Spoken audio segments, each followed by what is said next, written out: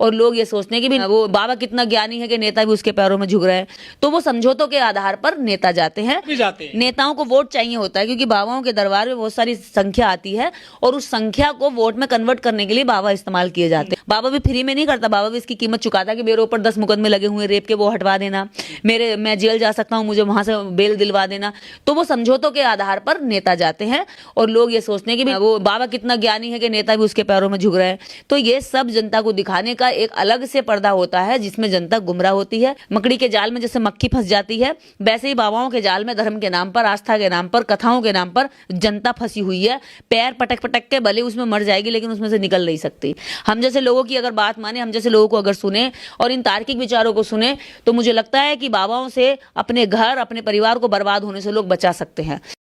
क्या इजरायली यहूदी ही यदुवंशी है, अर्थात हमारे यादव है? क्या नेपोलियन नेपाली था, क्या हिटलर हरियाणवी था, क्या डोनाल्ड ट्रंप ही द्रोणाचार्य है, क्या भुट्टुबे ने ही दुबई बसाया है, क्या पंडित ही पठान है, क्या तिवारी ही तालिबान है, क्या चीन ही चमार है, क्या हम बिहारी ही बीमार है, क्या सिंगापुर वाले ही सिंह है, क्या राजपूत ही रशन है, क्या योगी ही योगी है, क्या गुप्ता ही गुप्त रोगी है, क्या अर्जुन अर्जेंटीना से था, क्या टाइटैनिक को टाटा ने डुबाया था, क्या मोदी ही मोंटे कार्लो है।